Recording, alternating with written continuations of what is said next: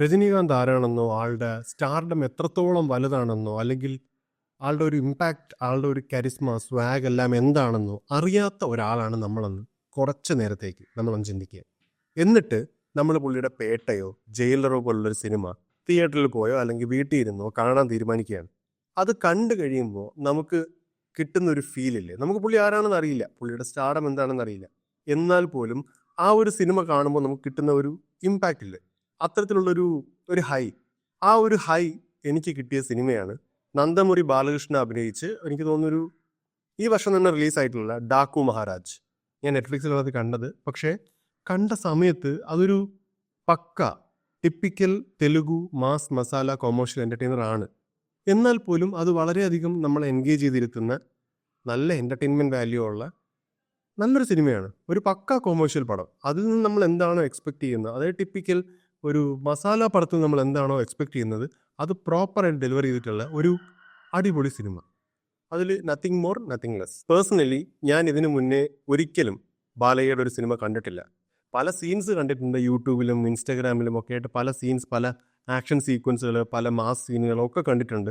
ചില സീനുകളൊക്കെ നമുക്ക് കാണുമ്പോൾ നമുക്ക് അത്രയും അങ്ങോട്ട് വർക്ക് ആവില്ല. നമുക്ക് ആ ഒരു സീരിയസ് ആയിട്ട് എടുത്തിട്ടുള്ള സീൻസ് ഒക്കെ കാണുമ്പോൾ പലപ്പോഴും കോമഡി ആയിട്ട് തോന്നാറുണ്ട്. പക്ഷേ ഈ ഒരു പടം ഡാക്കു മഹാരാജിൽ പുള്ളിയുടെ ആക്ഷൻ സീക്വൻസുകൾ അല്ലെങ്കിൽ മാസ് സീക്വൻസുകൾ ഒന്നും തന്നെ നമുക്ക് കോമഡി ആയിട്ട് തോന്നില്ല.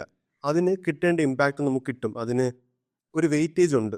ആ ഒരു സ്ക്രീൻ പ്രസൻസിനാവട്ടെ, ആക്ഷൻ സീക്വൻസുകളാവട്ടെ, അതിലോട്ട് ലീഡ് ചെയ്യുന്ന റീസണിങ് ആവട്ടെ, ആ ഒരു ഇമോഷൻ പ്ലസ് മാസ് അത് വളരെയധികം ബാലൻസ്ഡ് ആണ്. നമുക്ക് എപ്പോഴും നമ്മുടെ Indian super heroes Indian super heroes അല്ല, ഇന്ത്യൻ സൂപ്പർ സ്റ്റാർസിൻ്റെ പടങ്ങളൊക്കെ ഈ ഹോളിവുഡ് ലെവലിലുള്ള കോമിക്സിലുള്ള സൂപ്പർ ഹീറോസിൻ്റെ ലെവലിലാണ്.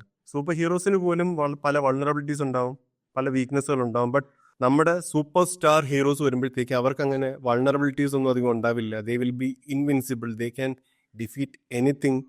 പലപ്പോഴും അവർ ഈ ഗുഡ് വേഴ്സസ് ബാഡ് എന്നുള്ളത്, they will be the good people, they are born to protect people from bad people.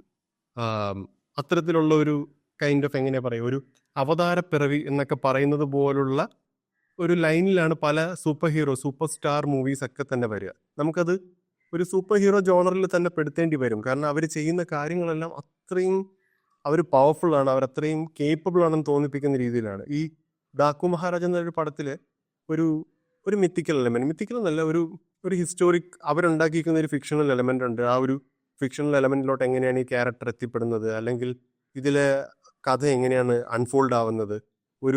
ഒരു കുഞ്ഞു കുട്ടിയുടെ പ്രൊട്ടക്ഷന് വേണ്ടിയിട്ട് വരുന്ന ഒരാളാണ്. അയാളും ഈ കുട്ടിയും തമ്മിൽ എന്താണ് ബന്ധം, അതിനെപ്പറ്റി അറിയണമെങ്കിൽ നമ്മൾ ലാസ്റ്റ് വരെ കാണണം. എന്താണ് അയാളുടെ ഇമോഷണൽ റീസൺ, അയാൾക്ക് എന്തുകൊണ്ടാണ് അയാൾ ഈ കുട്ടിക്ക് ഒന്നും സംഭവിക്കാതെ അയാൾ പ്രൊട്ടക്ട് ചെയ്യാനായിട്ട് കൂടെ തന്നെ ഉണ്ടായിരിക്കുന്നത്. ആദ്യം മുതൽ അവസാനം വരെ, അവസാനത്തിലൂടെ ഒരു സെക്കൻഡ് ഹാഫിനോടാണ് നമ്മൾ ഈ ക്യാരക്ടർ എന്താണ് എന്നുള്ളത് നമ്മൾ തിരിച്ചറിയുക. അതുവരെ ദിസ് ക്യാരക്ടർ ഈസ് സംതിങ് എന്നുള്ളൊരു മിസ്റ്ററി, ഒരു ക്യൂരിയോസിറ്റി മെയിൻറ്റെയിൻ ചെയ്താണ് പോകുന്നത്. ആ ക്യാരക്ടർ എന്താണ് എന്നുള്ളത് നമുക്കറിയില്ല. പക്ഷേ ഈ ക്യാരക്ടർ ആർക്കും തോൽപ്പിക്കാൻ പറ്റാത്ത, വളരെ പവർഫുൾ ആയിട്ടുള്ള, വളരെ ഇൻവിൻസിബിൾ ആയിട്ടുള്ള ഒരു, എന്താ പറയുക, വൈൽഡ് ഫോഴ്സ് ഓഫ് നേച്ചർ എന്നൊക്കെ പറയുന്നത് പോലുള്ള ഒരു ഇമ്പാക്റ്റ് ഉള്ള ഒരു ക്യാരക്ടറാണ്. അത് മാത്രമേ നമുക്ക് മനസ്സിലാക്കാൻ പറ്റൂ. പക്ഷേ കഥ പോകുന്നത് വഴി തന്നെ നമ്മൾ കുറേ കാര്യങ്ങളും ആ എല്ലാ കഥകളിലും ഉള്ളതുപോലെ തന്നെ ആ കഥ എന്താണെന്നും ആ കഥാപാത്രങ്ങൾ എന്താണെന്നും ഇവരൊക്കെ ആരാണെന്നും ഒക്കെ തിരിച്ചറിയുമ്പോഴത്തേക്ക് it make sense. Even though ഇതൊരു കൊമേഴ്ഷ്യൽ മാസ് മസാല എൻ്റർടൈനറിന് വേണ്ട രീതിയിലാണ് തയ്യാറാക്കിയിരിക്കുന്നതെങ്കിൽ പോലും അതൊരു സീരിയൽ ലെവലിലോട്ട് പോവാതെ വളരെയധികം തിയേറ്ററിക്കൽ ലെവലിൽ ആ ഒരു മാസിൻ്റെ കൂടെ ഇരുന്ന് കാണാൻ പറ്റുന്ന രീതിയിൽ തന്നെയാണ് ഷൂട്ട് ചെയ്തിട്ടുള്ളത്. അത് ഇതിൻ്റെ വിഷ്വൽസ് ആവട്ടെ, visuals are shot by the Jailer cinematographer Vijay Karthik Kannan. And മ്യൂസിക്കിനെ പറ്റിയിട്ടാണ് ഈ പടത്തിനെ പറ്റി ഏറ്റവും കൂടുതൽ ആൾക്കാർ സംസാരിച്ച് ഞാൻ കണ്ടതും എനിക്ക് പടം കണ്ടപ്പോൾ തോന്നിയായിരുന്നു. By S Thaman. ആള് ഇപ്പം നന്ദമുരി ബാലയ്യ ഒരു ഫ്രെയിമിൽ വന്ന് നിൽക്കുന്ന സമയത്ത്, അതായത് പുള്ളിയെ കാണുന്ന സമയം മുതൽ ആളൊരു പരിപാടി ചെയ്തു വെച്ചിട്ടുണ്ട്.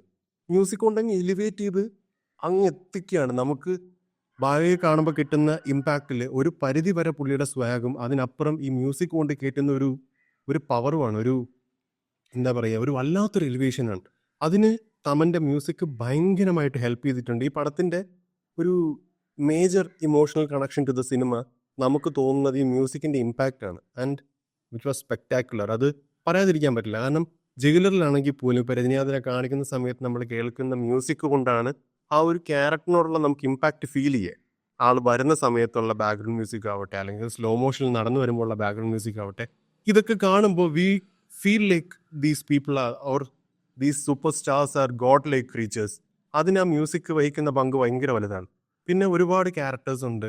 ബോബി ഡിയോൾ ഇതിലെ മെയിൻ വില്ലൻ, പുള്ളിയുടെ സ്വാഗ് അന്യായമാണ്. വളരെ ഇന്റർനാഷണൽ ലുക്കുള്ള ഒരു എന്താ പറയുക, ഒരു പക്കാ പവർഫുൾ വില്ലൻ.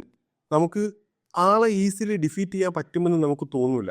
എന്നാൽ പോലും നമുക്കറിയാം നമ്മുടെ ബാലയെ ഇറങ്ങിക്കഴിഞ്ഞാൽ നേർക്കുന്നേർ ഇവർ രണ്ടുപേരും മീറ്റ് ചെയ്ത് കഴിഞ്ഞാൽ ദ വില്ലൻ ഈസ് നത്തിങ് എന്ന് നമുക്ക് അറിയാമെങ്കിൽ കൂടി അതുവരെയും ആളൊരു പവർഫുൾ വില്ലനായിട്ട് തന്നെ ഉണ്ട്. ആള് ചുമ്മാ ഒന്ന് ഫ്രെയിമിൽ നിന്നാൽ മതി, ആ നിൽക്കുന്ന നിൽപ്പിൽ തന്നെ ആളുടെ ഒരു വെയിറ്റേജ് ഭയങ്കരമായിട്ട് നമുക്ക് ഫീൽ ചെയ്യും. ഈവൻ ദോ ബാലയ്യ തന്നെയാണ് ഓവർ പവർ ചെയ്ത് നിൽക്കുന്നതെങ്കിൽ പോലും വളരെ വീക്കായിട്ടുള്ളൊരു വില്ലനായിട്ട് തോന്നൂല. അതുകൊണ്ട് തന്നെ ഈ പടം എന്ന് വെച്ചാൽ the villain have the power, has the complete authority to cause ultimate damage to the heroes side.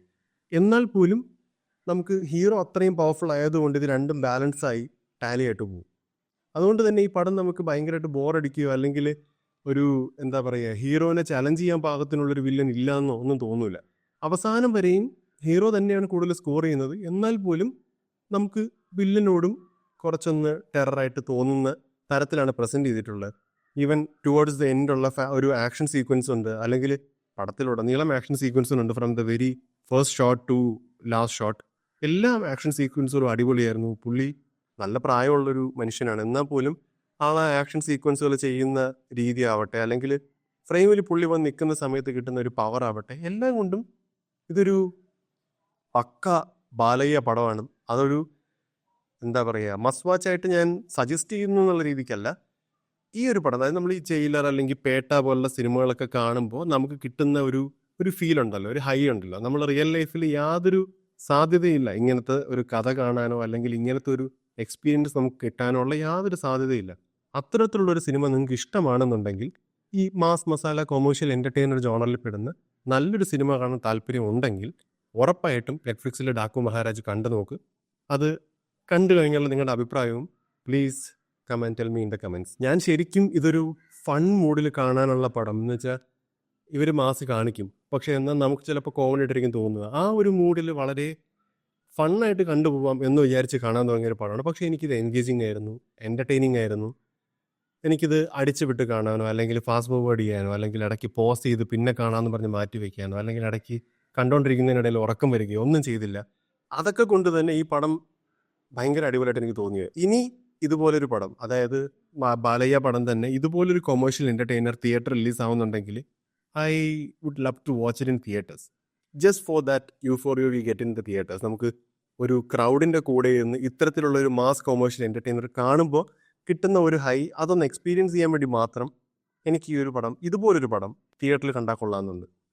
And till we meet with another video, bye.